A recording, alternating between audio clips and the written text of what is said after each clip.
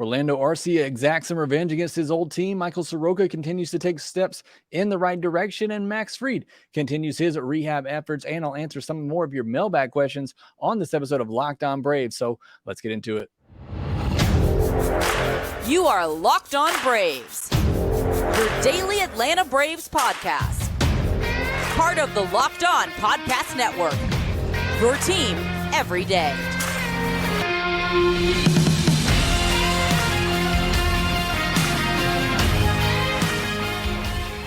Hey, and welcome back to Locked On Braves, part of Locked On Sports Atlanta, where we cover your favorite Atlanta sports teams each and every day. I am your host, Jacob Mastriani. You can follow me on Twitter at ShortstopBall. Also, make sure you check out my written work over at BravesToday.com. Got a lot of trade articles over there on that website this week, and also do the takeaways article for Friday's win, which I'll also discuss here today. Make sure you follow the podcast on Twitter at LockedOn_Braves. Send in any questions, comments, or feedback that you have for the podcast. If you're new on YouTube, hit that subscribe button. Over 6,300 subscribers there now. If you're watching there, hit that thumbs up button as well, as it does help support the show whenever you do that. And you've given me so much support. We've been killing it on the YouTubes here lately. Comments, views, it's been outstanding. Thank you so much for all the support. Going to do another edition of the Braves podcast this week. I didn't do one for you on Thursday, so making up for it here, we'll do our Through the League Thursday segment on Friday, Saturday. If you're listening to this on Saturday morning, recap Friday night's game, talk about Max Fried's rehab start. And then I got some questions left over from the mailbag episode on Friday that I posted that I'll answer those here as well. So a lot to get to. Allan Winans making his MLB debut on Saturday as well. I want to discuss that. So a lot still to talk about. So I want to do another episode here on a Saturday morning. Well, let's start with Friday night's game, a 6-4 win for the Atlanta Braves over the Milwaukee Brewers in Milwaukee. And in this game, seemed like a revenge game for individual players in this one. You had William Contreras right out of the gate, hits a rocket off the center field wall to give the Brewers an early 1-0 lead. He would go 2 for 4 in this game, score a couple of runs, drive in a run, and we all still love William Contreras. Not many Braves fans wanted to see him go. Obviously, I'm happy for the deal that was made, and so happy that we have Sean Murphy, but no ill feelings toward Wild Bill Contreras. So happy for him. Glad that he's having a good year there in Milwaukee. Hope he goes on to have a really good career. Love William Contreras. So happy to see that for him, but he exacted a little bit of revenge in this one. And Bryce Wilson, 3 perfect innings, 5 strikeouts. He was untouchable in this game for the Brewers. It just seems like the Brewers, they get an arm, they put him in that bullpen, and they just suddenly become electric. And he certainly was on this night, coming in to really just eat some innings after the Braves knocked out Freddie Peralta early. And he was just, he shut the Braves offense down completely. And then on the Braves side of things, Orlando Arcia. I've talked about this before. I covered the Brewers when I first joined Locked On, and it was at that time where they traded Orlando Arcia to the Braves. And again, I've discussed it before. I discussed it on Locked On Brewers then. It felt like they pushed Orlando Arcia out of Milwaukee. And I get it. It was probably prospect fatigue. This guy was supposed to be their all-star shortstop. He eventually did become one. And I think they just kind of, were tired of waiting for him, and they kind of pushed him out of there in Milwaukee. They tried it with Luis Urias to take over the shortstop spot for him. They moved Arcia to third base, and it was just a really weird situation when I was covering the team at that time. And then they eventually traded him to the Braves. They ended up having to trade for Willy Adames because Urias didn't work out, and Adames has been great there. But it just felt like, again, when I was there at the time covering that they pushed Arcia out of there. And so you got to think maybe there's a little bit of bad feelings, I guess, on Arcia's side, the way things kind of worked out there. But he gets a little bit of revenge here in this game, a 2-run home run for the Braves in the second inning to give them the lead in this game. He had almost hit another home run in this game, hit one that went foul that would have been gone, and then hit a line drive to the warning track as well that Yelich made a good play on. So a good game for Orlando Arcia. He started to heat back up here in the second half. Good game for Soroka in this one. 6 innings, gives up 4 runs, but really in between those first 2 batters of the game, the first 2 batters of the 6th inning, I thought he was really good, did a much better job commanding that slider down and away, that sinker down and in to right-handed hitters. Thought he did much better job getting the weak contact, getting ground balls. So I thought this was another step in the right direction for Michael Soroka, a positive outing for him. He does get through 6 innings. You thought maybe he wasn't going to after those first 2 batters of the 6th. Gives up a hit to William Contreras and then gives up a home run to Willie Adames. So really, there was a couple of pitches. He left pitches right down the middle. I think 3 of them were fastballs right down the middle. One of them a hanging slider to William Contreras that just got absolutely obliterated. So when he made a mistake on this night, he paid for it. There's still the consistency with his pitches. But again, I thought this was another positive step for Michael Soroka. Yates in the bullpen holds on. Kirby Yates gets the save. I think this was more so, it would have been the third time in 4 days for Raisel Iglesias, so Snicker probably didn't want to go to him there, which is why you go to Yates. There's no changing of the guard here, I don't believe, but Yates has that experience. Looked like he was going to breeze through it. Got the first 2 guys out, and all of a sudden just lost complete control of his pitches, walked the next 2 guys, and then had a long at-bat. And the last batter of the game, Perkins, who fouled off a ton of pitches, and then threw a backdoor slider to get the strikeout looking. Just an amazing call there, and Yates gets it done. Riley gets a home run in this one as well. He continues to stay hot. So that's your Friday night recap. Braves get a 6-4 win. Me and Grant McCauley also talked about that over on the Locked On Sports Atlanta YouTube page. You want to go check that out, or you can listen to the audio version on your Locked On Braves podcast feed right here. All right, to do our Through the League segment right now. We usually do this on Thursdays, but again, wasn't able to do a Thursday episode this week with a quick turnaround for the day game on Thursday. Really didn't feel like there was time to kind of shoehorn this in. So I'm doing a bonus episode here on Saturday. Going through each division, the Braves 63-33 now in the NL East. They're 11.5 games up on the Phillies and the Marlins. The Phillies have now lost 3 in a row. The Marlins have lost 7 in a row. So despite this little stumble by the Braves out of the All-Star break here, the rest of the NL East has not taken advantage. The Braves have an 11.5 game lead in the division. The Mets are 45-51. They're 18 games back. The Nationals are 39-58, 24.5 games back. In the AL East, we got a bit of a shakeup now. The Orioles take over first place. They're playing the Rays right now. Technically, they're tied, but the Orioles do have the better winning percentage. But they're playing each other this weekend, so they'll figure that out. But got a real race there in the AL East. In the AL Central, it's the Twins up 2 games on the Guardians. In the AL West, the Rangers are up 3 games on the Astros. In the NL Central, it's now the Brewers who are on top of the Reds by just 1.5 games.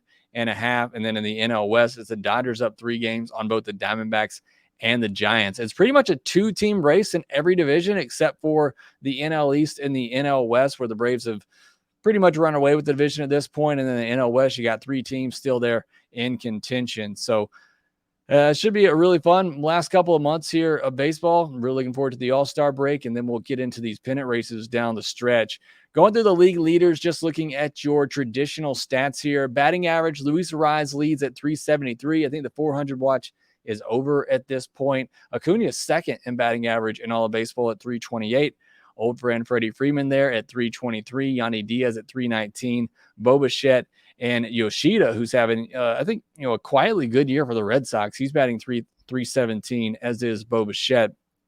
Home run leaders, Ohtani's at 35, Matt Olson at 32, Luis Robert at 28, Mookie Betts at 27, and then Pete Alonso and Kyle Schwarber at 26. Runs batted in, you got Adolis Garcia and Matt Olson at 80, and then Arenado still putting up some good numbers there in St. Louis despite them having a bad year. Josh Naylor and Ohtani all have 76. Stolen base leaders, Acuna at the top there with 44. Esteury Ruiz for the A's, who was part of that deal that sent William Contreras to the Brewers, and the A's got Ruiz back from the Brewers in that deal. Still don't understand how the A's didn't get William Contreras in that deal, but that's a problem for the A's. But Ruiz is second in all of baseball with 43 stolen bases. Corbin Carroll at 29, Franco with 28, Bobby Witt Jr. with 27. Your wins leaders, you got Zach Eflin, Nathan Eovaldi, Zach Gallen, Shane McClanahan, Spencer Strider, and Taijuan Walker, all tied with 11 wins on the season. ERA leaders, McClanahan's at 256, Blake Snell at 267. Listen to these names and what league they're in. There's a lot of good pitching in the American League. I don't know if that means that the hitting in the National League is just that much better or what, but you look at all the ERA, whip leaders, strikeout leaders, a lot of these guys coming from the American League. After McClanahan and Snell, you got Nathan Eovaldi at 269, Garrett Cole at 278, and Dane Dunning at 282. Your whip leaders, you got Tyler Wells of the Orioles at 0.98, Eflin again at 0.99, Logan Gilbert, again, 1.01, Nathan Eovaldi 1.01, and Kirby 1.04. All of your top 5 whip leaders are in the American League. Strikeouts, you got Strider at 189. Next closest is Kevin Gausman at 153, Pablo Lopez 152, Ohtani 148, and Snell 143. Would be really cool. I would imagine this hasn't ever happened in the history of baseball. Maybe, way back in the day, you got Ohtani. If he could lead the American League in strikeouts and in home runs, pretty incredible. I mean, what he's doing in general is just incredible as it is. Some trade deadline news, not a lot going on right now. I'm sure things will pick up in the next week or so. Phillies are searching for a right-handed bat, likely for a corner outfield, where Kyle Schwarber has been the worst defensive player in all of baseball this year. Diamondbacks have shown interest in Lucas Giolito. I think several teams are showing interest in Lucas Giolito. I think he's one arm that definitely gets dealt at the deadline. Blue Jays acquire relief pitcher Genesis Cabrera from the Cardinals for catcher Sammy Hernandez. Cabrera had been let go by the Cardinals, so not really a huge trade there, but did want to start mentioning it because we are getting close to the trade deadline. Again, I would imagine this time next week will be a lot more trade news and rumors going on. Probably won't hear much about the Braves because you never do, but I'll try to keep you up to date with everything going on there. All right, next we got some mailbag questions to get to, including what is my favorite second half storyline for the Braves. I'll answer that and the rest of your other mailbag questions that I didn't get to on Friday. I'll answer those next. For a championship team, it's all about making sure every player is a perfect fit. It's the same when it comes to your vehicle. Every part needs to fit just right. So the next time you need parts and accessories, head to eBay Motors. With eBay Guaranteed Fit, you can be sure every part you need fits right the first time around. Just add your ride to My Garage, look for the green check to know the part will fit or your money back. Because just like in sports, confidence is the name of the game when you shop on eBay Motors. And with over 122 million parts to choose from, you'll be back in the game in no time. After all, it's easy to bring home a win when the right parts are guaranteed. Get the right parts, the right fit, and the right prices on ebaymotors.com. Let's ride. eBay Guaranteed Fit, only available to U.S. customers. Eligible items only. Exclusions apply. The Braves will face the Brewers again on Saturday. This one's starting at 7:15 or 6:15 p.m. Eastern, or rather.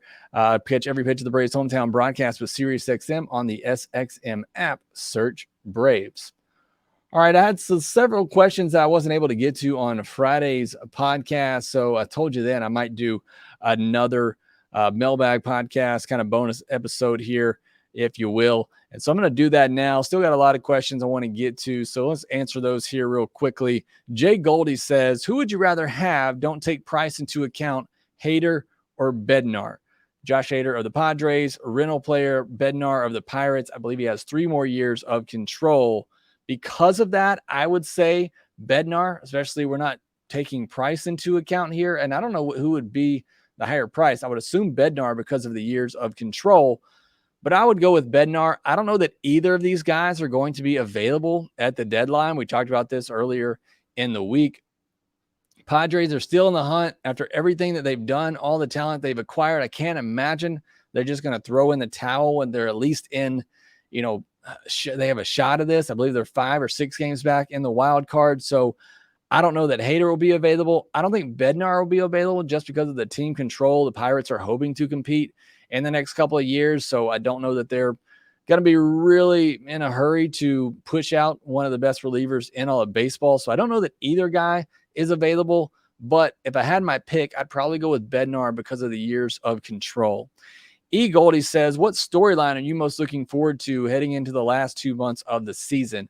For me, it's easily Acuna in the chase for 40-40. I just think that's going to be, will be such an incredible feat if he's able to accomplish it. Only 4 people have done it in the history of the game, and all 4 of those players have been tied to steroids in some form or fashion. So Acuna to be able to do it, and he's already in line for a historic season, but I really want to see him get that 40-40 mark because it's just so rare in baseball. And again, so rare for people who aren't tied to steroids. So that's what I'm looking forward to the most. I was so mad that on Friday, that ball just didn't get out in Milwaukee. He almost got it. Really need him to get the home runs going here, but that's my biggest storyline for the Braves the rest of the way. you can't miss Acuna when he's up to bat anyway. And now that he is chasing that 40-40 season, that's what I'm going to be locked in on the rest of the way. Obviously, a lot of other good stuff going on. If Strider can get to 300, I think that would be a huge accomplishment that we don't see a lot. I don't know that he's going to have the innings to get to it. And I think I have a question about that here in a second. So I'll stop talking about that. But Acuna's chase for 40-40, I think is the biggest storyline for me. Joshua Daniels, everyday watcher of the podcast on YouTube. Love the content.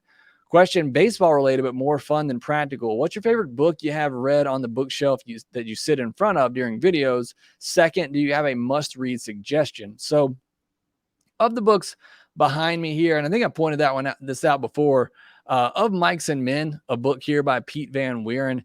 It's a must-read in my mind for any Braves fan, especially any Braves fan from the 90s. Loved Pete Van Wieren growing up, as I know a lot of Braves fans did. Him and Skip, Joe, Don, all those guys. Covering Braves growing up, just love hearing those. Those were the voices of my baseball growing up, listening to those guys. But to hear, Pete, the professor, just kind of retell it, and the way that he does it is there's a lot of really cool stories in there. I love that book. Again, if you haven't read it and you're a Braves fan, it's a pretty easy read, especially if you grew up watching the Braves in that 90s era. I think you got to pick that up. I'm not old enough for the Ernie Johnson era, but it talks a lot about that as well, and the formation of TBS and all of that. So it's a really, really great read just in general, but especially for Braves fans. I think it's a must read. Another one is that I have back here is Is This a Great Game or What by Tim Kirchin. May not think of it as a great book, but it's one that I read, and it's just, I love Tim Kirchin because of his excitement for the game, how much that he loves it. And you really can feel it in that book that he writes. A lot of great stories in there. I think he grew up covering the Baltimore Orioles, so a lot of great stories from that team and Tim growing up covering them. But Tim Kirchin is just a great guy, and he just loves this sport passionately. And I just really love that book because it just got me even more excited about the sport of baseball. So those are my two favorites back there that if you haven't read, I would definitely give them a read. Truest Chap says Atlanta and Westminster native Will Benson is having a pretty solid rookie year with the Reds. Do you know if the Braves were interested in him coming out of high school, regardless of our interest then or now? What do you think it would take to land a guy like that in a trade? No clue if the Braves had interest in him coming out. They scout their backyard very well, so I would imagine there was some level of interest in him, but to what level, I don't know. I don't know that anybody will know except for the guys who scouted him or were in that draft room. What would it take to get him now? I think this would have to be a scenario where the Reds wanted more pitching, and they would do a prospect swap. Maybe you did like a Owen Murphy, a J.R. Ritchie, or a Spencer Schwellenbach for a Will Benson. I'm not saying that trade makes sense for the Braves or that they would do it, but I think that's probably what it would take. Big hit for him on Friday night as well in that game against the Diamondbacks that the Reds ended up winning. He is having a good year. Really love the bat. I saw him hit a walk-off home run earlier in the year as well. So good for him. Again, if there were a fit there, I could see maybe the Braves giving the Reds some more pitching if they thought they needed more pitching. I don't know enough about the Reds farm system and where they're at right now. I know they got Hunter Green, Nick Lodolo, Andrew Abbott. The Williamson kid looks pretty good as well. So I know they have already pretty good pitching staff, and I think maybe they need more hitters than pitcher at this point. Again, I don't know, but either way, that's probably what it had to be. Braves giving up some sort of pitching prospect for Will Benson. JP Hilly thinks Strider gets 20 wins and 300 strikeouts, and is that good enough to win the Cy Young with his inflated ERA? I'm not sure he gets to I definitely don't think he gets to 20 wins. He'd probably have to win just about every start from here on out to get that. I don't think he gets 300 strikeouts either. I really want him to, but I got to imagine if the Braves maintain this huge lead in the NL East, they're going to skip some guys down the stretch to make sure that they are fresh for the postseason. So I don't think Strider's going to get the innings to get to 300 strikeouts. I think last time I kind of added it up in the pace-wise. I think he has to get over 190 innings to get to 300 strikeouts if he remains or keeps the pace that he's on. I don't know that he quite gets there because, again, I think, and I hope, honestly, I hope they give Strider a break and skip him down the stretch here if the Braves maintain this big lead in order to keep him fresh for the postseason. So I definitely don't think he gets to 20 wins. And unfortunately, I don't think he gets to 300 strikeouts either. even without that, I think he still has a really good chance to win the Cy Young if he gets that ERA down. I really just think he has to get the ERA down below 3.5, and I think he's capable of doing that. It's just, again, it seems like there's one inning or two in his starts where he's rolling, and then all of a sudden, team puts up a crooked number. That's got to stop. We need to see him go out and have a dominant 6-7 inning start, giving a 1 earned or less. We need to see him do that a couple of times, get that ERA back down. All the other numbers are there. I said this the other night. I don't remember if it was here on the postcast. All the other numbers are there for him to, I think, run away with the Cy Young with how dominant he's been. He's just got to get that ERA down. Last question here. This one from Rick Gaines. He says, why do you think Snit does not give DH at bats to Murph and Travis on their off days as catcher? Travis in particular seems like he needs more at bats, and Ozuna has cooled off considerably. Kind of answered this on Friday's mailbag podcast as well. I do think Ozuna's kind of cooled off some. Did have a couple of RBIs on Friday night, one on a sac fly, another he beat out a potential double play ball. So I do think Ozuna has kind of cooled off, and I think if we're in the postseason right now, it's a real discussion whether or not to put Travis d'Arnaud or Marcell Ozuna in that DH spot, because I think Travis has the better, more consistent bat. Ozuna gives you that power. The one thing with Ozuna when he's turned it on since April is that he's been a complete hitter. I've talked about this a lot, the fact that he's putting the ball in play, he's taking his walks, and again, he put the ball in play on Friday, got a couple of runs batted in out of it, so he's still doing that from time to time. It's a good problem to have, but I think you still had to ride the hot streak of Ozuna. But as I said, while he's in the middle of that hot streak, you got to be cognizant of when he cools off here. So, again, I think why he hasn't put Travis d'Arnaud or Murphy in there a lot on their off days, keeping those guys fresh. Again, you've been afforded this huge lead in the division. There's no reason to wear out your catchers right now when, you still got two months and a couple of weeks left of the season. Again, if Ozuna continues to slide like this and kind of cool off and you get to the postseason, and then I think it becomes a question of, do you put both of those guys in there, maybe carry a third catcher on the postseason roster? But that's a conversation for a couple of months from now.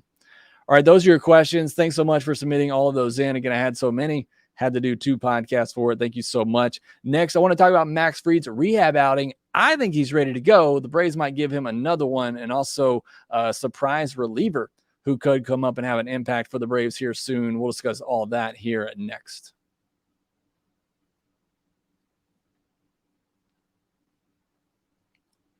Max Fried made his third rehab start on Friday afternoon, went 3 1/3 innings, 6 hits, no walks, 3 earned, 5 strikeouts, a couple of solo home runs on 65 pitches. Threw 6 different pitches in this one. I think that curveball is getting registered as a sweeper sometimes when it has a little bit more horizontal movement on it. Not sure if that's intentional or not. 7 whiffs on 32 pitches, 89.2 mile per hour average exit velocity, continuing to get that weak contact. Unfortunately, a couple of those kind of snuck through.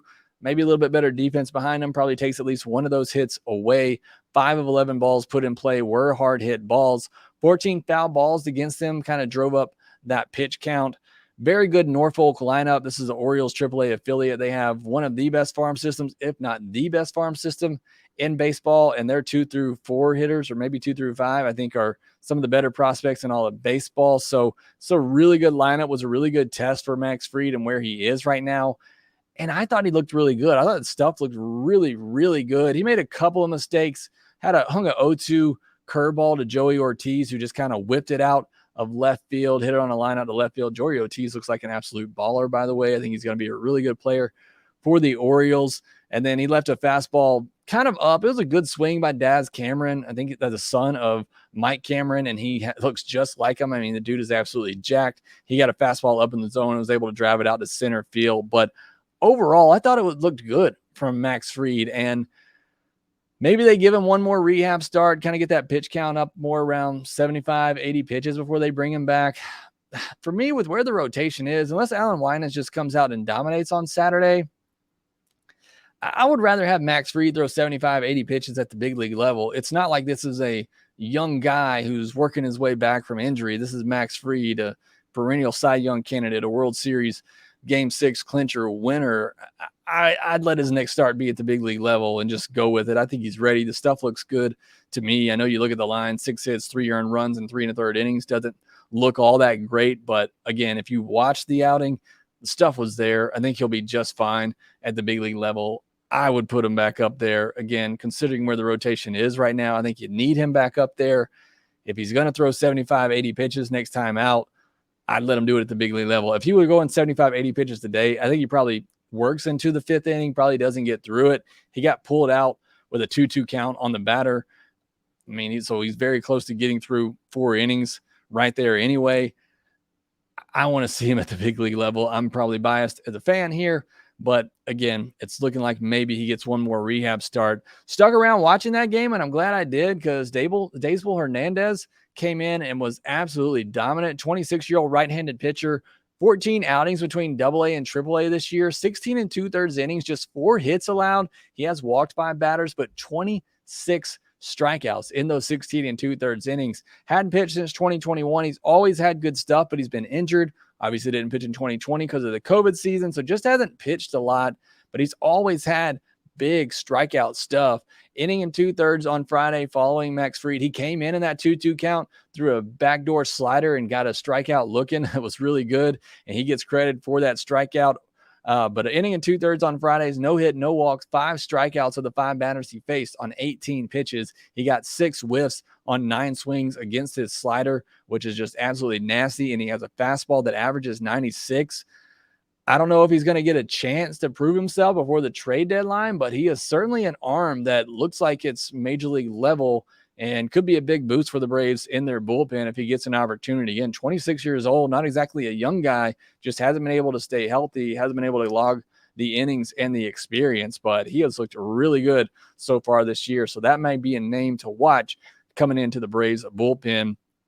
More news on Friday. The Braves announced they signed all but 1 draft pick. 12th rounder out of Kansas State was the only one that they didn't sign, but everybody else wrapped up there from the MLB draft.